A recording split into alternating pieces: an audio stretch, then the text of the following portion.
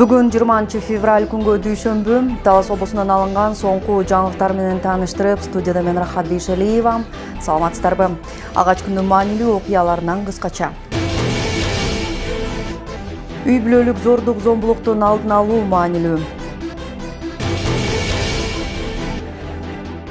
Эртең 21 февраль эл аралык эне тил күнү. Элим барсыңбы кайрымдуулук фондуна унаа тапшырылды.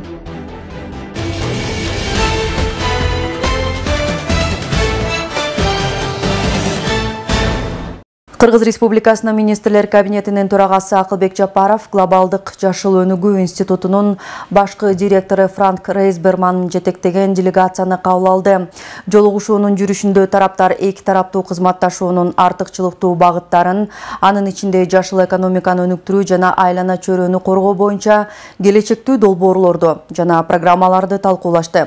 Жыйындын катышуучулары курчап турган чөйрөнү коргоо жана жаратылыш ресурстарын натыйжалуу пайдаланууга байланышкан глобалдык маселелерди чечүүдө гидроэнергетикалык потенциалы жогору өлкө катары Кыргыз Республикасынын маанилүү жана активдүү ролун белгилешти.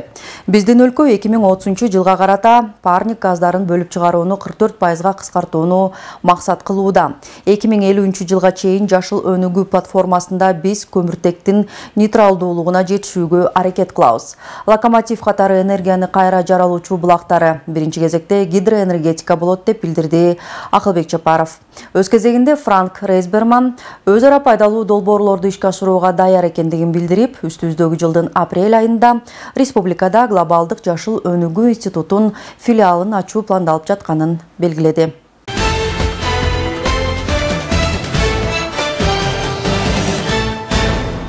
Министрлер кабинетинин башчысы Акылбек Жапаровдун төрагалыгы астында министрлер кабинетинин кезектеги жыйыны өттү.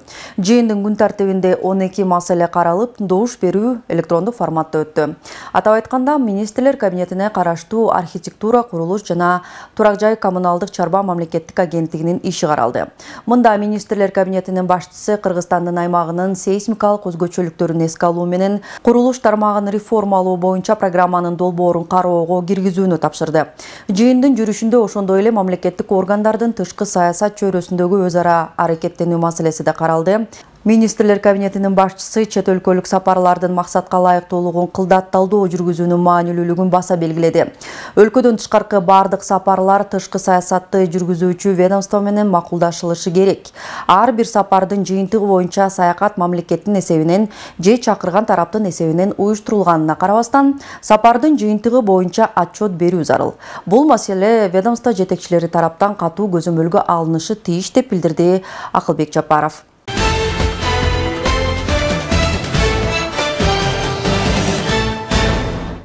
Түркия мамлекетиндеги жер титирөөнүн очогу Кахраман-Мараш жана Хатай шаарларындагы издөө куткаруу иштерин аткарып жатышкан өзгөчө кырдаалдар министрлигинин куткаруучуларынын тобу Кыргызстанга эртең кайтып келишет. Ведомствонун басма сөз кызматынан билдиришкендей, алардын биринчи тобу 21 февралда Бишкек убактысы боюнча түнкү саат 2:35-те, ал эми экинчи тобу эртең мененки саат 9:00-дө Манас эл аралык аэропортуна конушат. Кырсык катталган аймакта 24 саат иштеп, түрк элинин кайгысын бөлүшүп, аларга жардам берген куткаруучуларыбызды тосуп алуу иш-чарасы уюштурулат. Ал арада 20 февраль саат 10:00-гө карата Түркиядагы жер титирөөдөн жабыркаган жарандар үчүн ачылган атайын эсепке 50.214.000 сом жана 14.400 рубль түштү. Белгилей кетсек, Түркиядагы жер титирөөдөн жабыркаган жарандар үчүн Каржы министрлигинин борбордук казыналагында атайын бирдиктүү депозиттик эсеп ачылган. Табигый кырсыктын кесепеттерин жоюуга жардам берүүнү каалагандар эсептин реквизиттерине сом, доллар, рубль жана евро валютасында каражат которо алышат.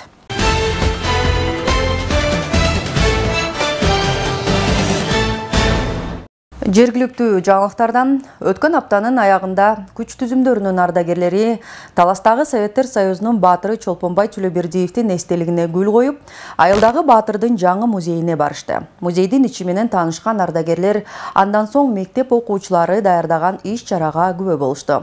Теманы кабарчыбыз улантат.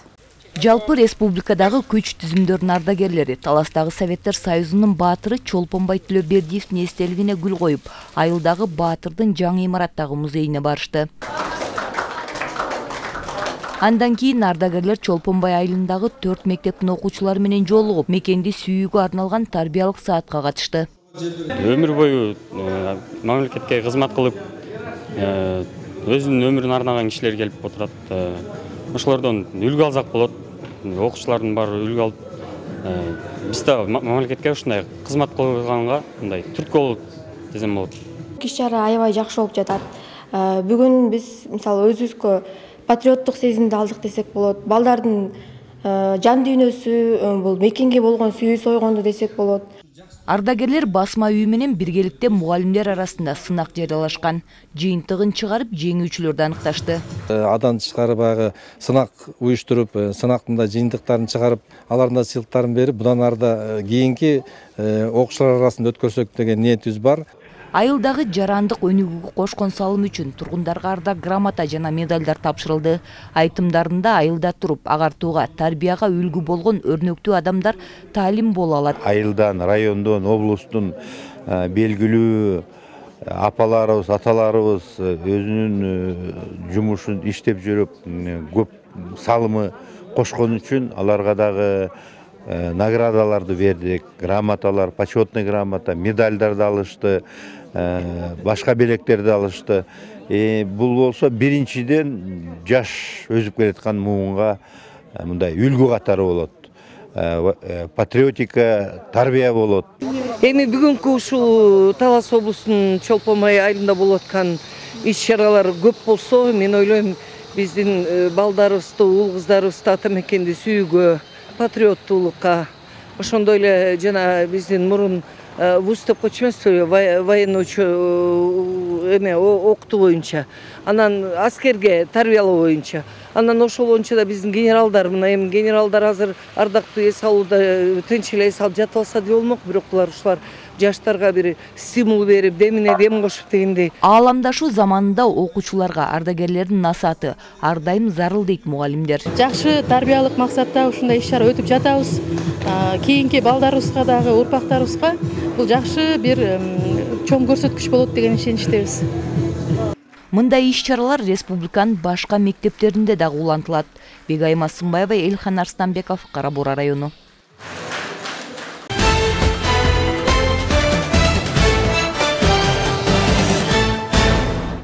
Бүгүн 20 февраль күнү Талас шаарында таштандыларды башкаруу боюнча Westnet KG бизнес тармагынын адистери тарабынан окутуу өткөрүлдү. Ага Талас шаарынын мэрі Аскар Шабданов, тийиштүү мекемелердин кызматкерлери жана ишкерлер катышты.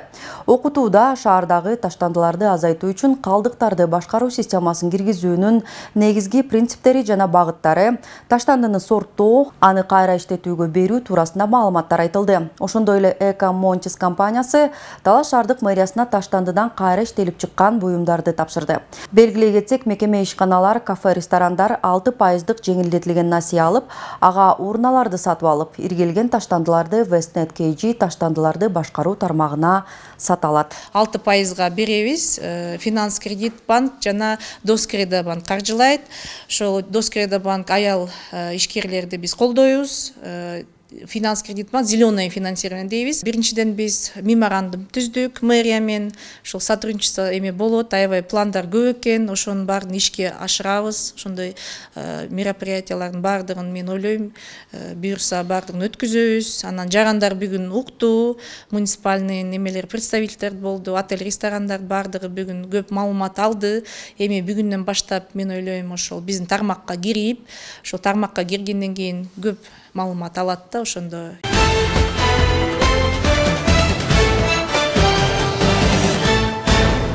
Статистиканы карасак, тилекке каршы жылдан жылга зордук зомбулук көрүнүштөрү көбүрөөк катталууда. Андыктан анын алдын алуу жана үй бүлөлүк зомбулуктан сактоо жана коргоо жөнүндө мыйзамды ишке ашыруунун алкагында Талас шаардык мэриясынын жыйындар залында отурум болуп өттү. Сөз кабарчыбызда. Жыл жаңырары менен 2 айга жетпеген аралыкта Талас облусунда үй бүлөлүк зордук зомбулук боюнча 26 арыз билдирүү келип түшкөн. Талас облустук ички иштер башкармалыгынын маалыматына таянсак, акыркы учурларда үй бүлөлүк зордук зомбулук көбөйүп, Талас шаарында көбүрөөк катталууда. Быйылкы жылдын 2023 жылдын 1 айында ошол облус аймагында жалпысынан 26 арыз билдирүү түшкөн. Анын дээрлик көпчүлүгү Талас шаарында катталган. 19 19-да түзгөн. Бүгүнкү күндө ошо Кыргыз Республикасынын 27 апрель 2017 жылдагы ошо үй бүлөлүк зомбулуктан сактоо жана коргоо жөнүндө мыйзамдарынын талаптарын аткаруу максатында Талас облустук ички иштер башкармалыгынын жетекчилиги жерлерде субъекттер менен жолугуп, жеринде биргелешкен иш-чараларды жүргүзүү боюнча жолугушуулар уюштурулуп жүргүзүлүп жатат.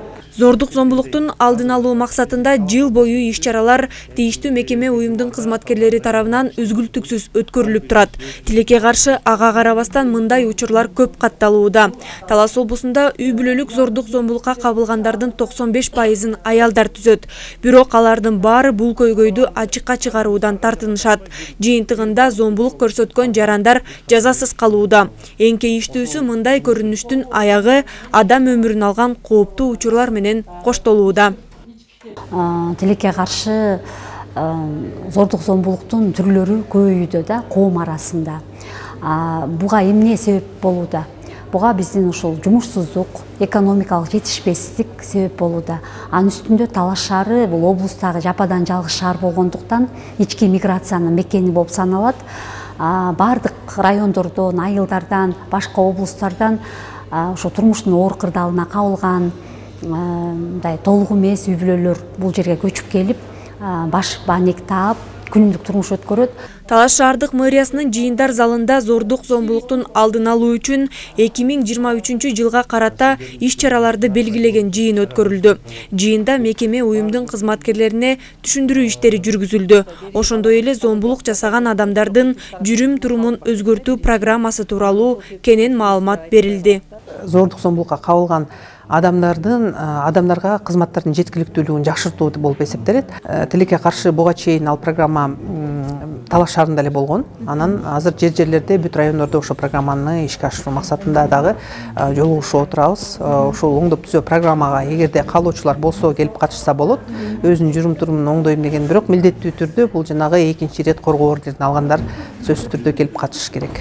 Айта кетсек, акыркы учурларда адистер зомбулуктун кесепетинен балдар психологиялык жактан жабыр тартып, эң кейиштүүсү аялдар өз жанын кыюуга чейин барып жатканын айтышат. Жаркынай Тургунбекова, Бекжан Жумабек уулу, Талас облусу.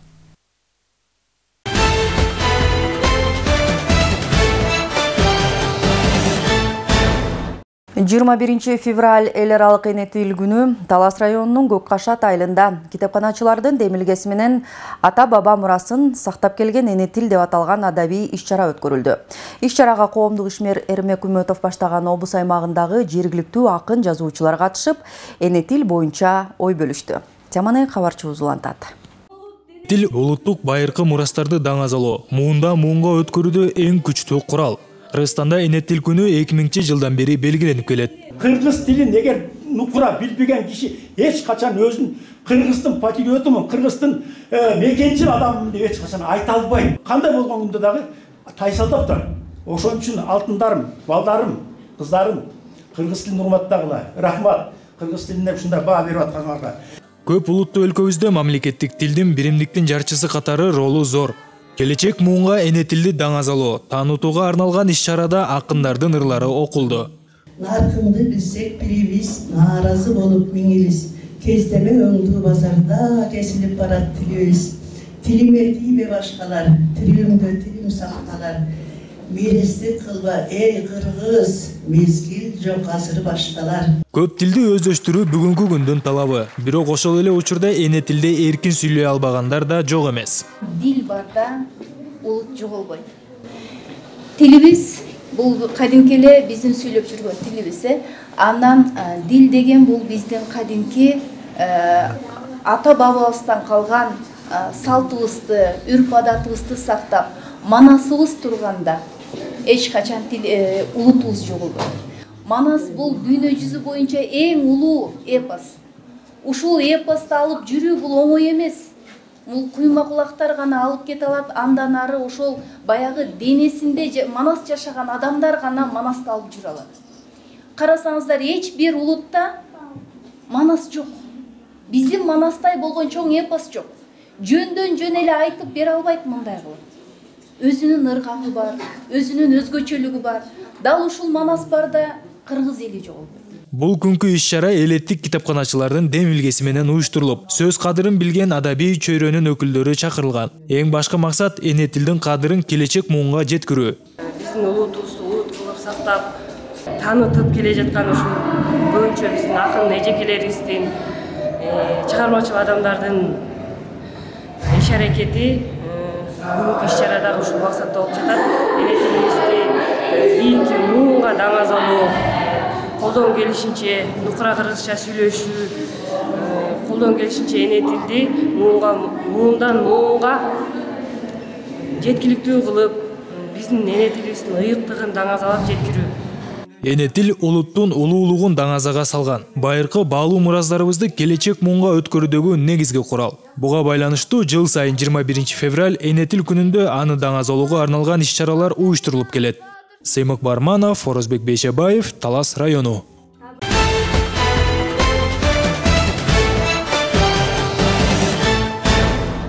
Эйлим барсыңбы Талас коомдук кайрымдуулук фонду 2015 жылдан бери Талас облусундагы жардамга муктаж болгон үй-бүлөлөргө материалдык жактан колдоо көрсөтүп келет.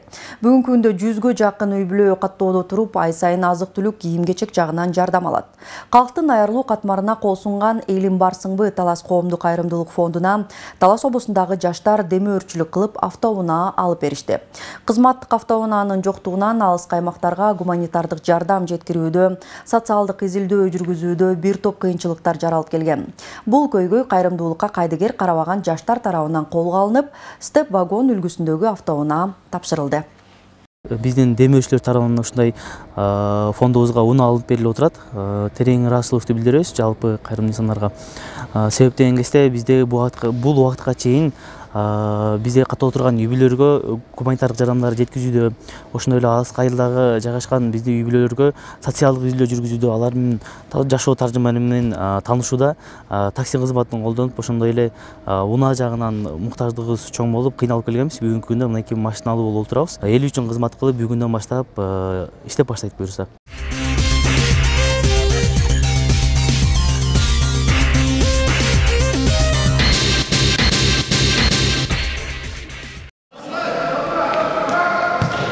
Талас областын футзал боюнча кышкы чемпионаты уланууда. Араптанын дем алыш күндөрү футзалчылар Газпром спорт комплексине чогулуп оюн талаасында беттешип жатат. Мелдешке мектеп курагындагы өспүрүмдөр, жаштар жана ардагерлердин командалары катышып күч сынашууда. Бул жолу ардагерлер таймашты. Чемпионат Таластагы футбол ассоциациясы тарабынан уюштурулууда. Бул чемпионатыбыз традиционный болуп калды. Канча жылдан бери келатат. Мурун ардагерлер ойногочу, ардагерлерди деле четке какпай, аларды деле ойлонуп, бир аз неметтик, уюштурдук бул чемпионатты. Ардагерлер лигасында 10 команда менен баштаганбыз чемпионатты. Бир айлампа түрүндө өттү. Ал жерден 2 команда эң аз упай алган, ээлеген 2 командалар, алар ыргыды. 8 команда плей-офф этапына өттү. Алдыда келаткан командалар Кабылан Голд, Ак Алтын. Ак Алтын биринчи местамен чыкты, Кабылан Голд экинчи местамен чыкты. Оюн талаасында ардагерлер мыкты оюн көргөзүштү.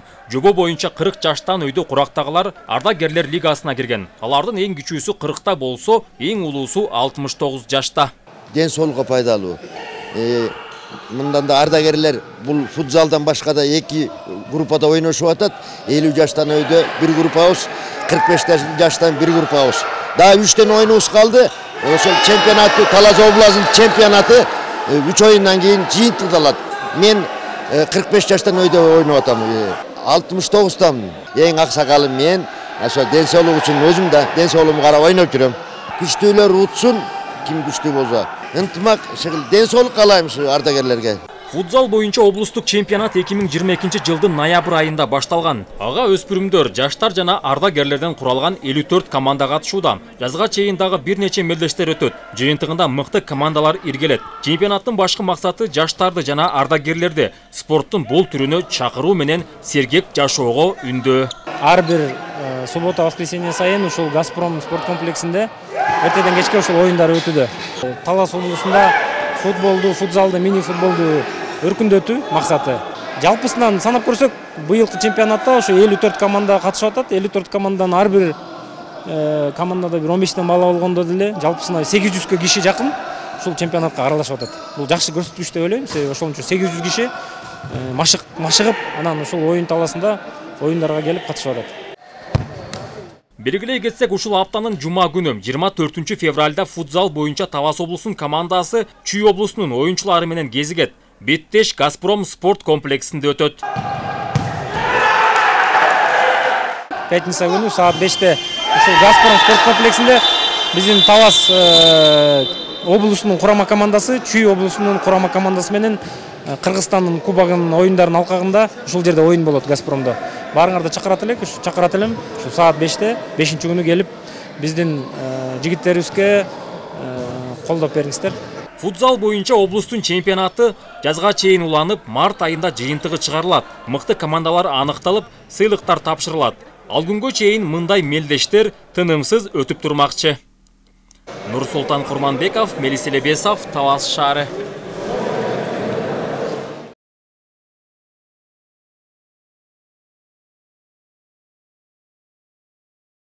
Талас облусунун журналистика тармагы чоң жоготууга учурады. Белгилүү журналист Эсенбек Досалиев 84 жаш курагында дүйнөдөн кайтты. Эсенбек Досалиев 1939-жылы Талас районуна караштуу Ачы айылында туулган. Айылдагы 7 жылдык мектептен билим алган. Окуусун Талас шаарындагы номер 1-орто мектептен улантып, аны ийгиликтүү аяктап, Кыргыз мамлекеттик университетинин филология факультетинде жогорку билим алган. Эмгек жолун Баткен облусундагы Кадамжай шаарында орто мектепте кыргыз тили жана адабияты сабагынын мугалими болуп иштөө менен баштаган. 1957-жылы туулган жерине келип, бир катар жылдар бою Талас районундагы номер 6 айылдык кесипчилик техникалык окуу жайында кыргыз тили жана адабияты сабагынын мугалими, окуу бөлүмүнүн башчысы болуп үзүрлүп иштеген. 1981-жылдан баштап журналисттик кесипти аркалаган. Талас облустук Ленин туусу гезитинде айыл чарба бөлүмүнүн улук кабарчысы болуп иштеп, мыкты чыгармачыл журналист катары таанылган. Талас облусу жоюлгандан кийин Бакаята райондук айылдык Трибуна гезитинде кабарчылыкка чакырылган. 1992-жылдан 2005-жылга чейин Талас облустук Талас турмушу гезитинде айыл чарба бөлүмүнүн улук кабарчысы, бөлүм башчысы кызматтарын аркалап, облустун социалдык экономикалык өнүгүүсү, проблемалары, эмгек алдыңкылары туурасында терең анализдүү, окумдуу, актуалдуу макалаларды, очерктерди, публицистикаларды жазып, таланттуу журналист катары облустун коомчулугуна таанылган. Пенсияга узагандан кийин Талас райондук Манас Ордоо гезитинде эмгектенип, сүйгөн кесибинен өмүр бою кол үзгөн жок. Талас облустук гезитине өндүрүштүн алдыңкыларын даңазалаган, райондун экономикалык, социалдык проблемаларын чагылдырган макалаларын жарыялады. Эмгек ардагери катары коомдук уюмдардын ишине активдүү аралашып, ардагерлердин райондук кеңешинин президиумунун мүчөсү болуп жүрдү. Журналистика тармагына сиңирген эмгеги жогору бааланып, райондук, облустук, мамлекеттик администрациялардын ардак грамоталарына бир нече жолу ээ болгон. Кыргыз Республикасынын журналисттер союзунун ардак грамотасына, мыкты журналист төш белгисине, республикалык жалпыга маалымдоо каражаттарынын кызматкерлеринин арасында уюштурулган конкурста Сүйүнбай Эрилиев атындагы сыйлыктын баш байгесин жеңип алган. Эсенбек Досалиев ак көңүл, ак ниет, эч кимдин көңүлүн калтырбаган, эч кимге жаман айтпаган, кандай кырдаалда болбосун терең адамгерчилигин сактай билген, улуттук кааданы, наркты, салтты сактаган мыкты инсан болгон. Бала чакасына жакшы тарбия, таалим, жогорку билим берген, үй бүлөсүнүн сүйүктүү, камкор атасы эле. Эсенбек Досалиев табият тартуулаган таланты бар мыкты акындарыбыздын катарын толуктаган. Өмүр, дүйнө, ата журт, эмгек адамдары туурасында жогорку чеберчиликте көркөм жазылган ырлардын автору катары окурмандарга белгилүү. 140 беттен турган ырлар жыйнагын басмадан чыгарууга даярдап койгон эле.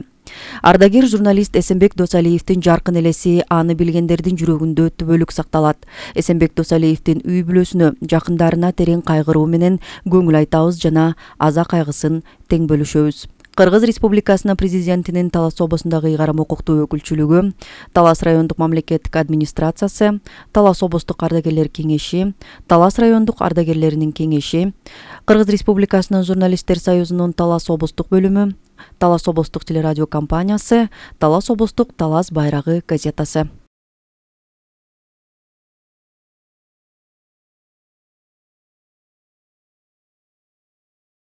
Талас медиа борбору тарабынан даярдалган жаңылыктар топтому ушуну менен соңуна чыкты. Бул жана башка жаңылыктар биздин социалдык тармактардагы баракчаларыбызга жайгаштырылды. Алдыдагы иш күнүңүздөр ийгиликтүү болсун. Саламатта болуңуздар.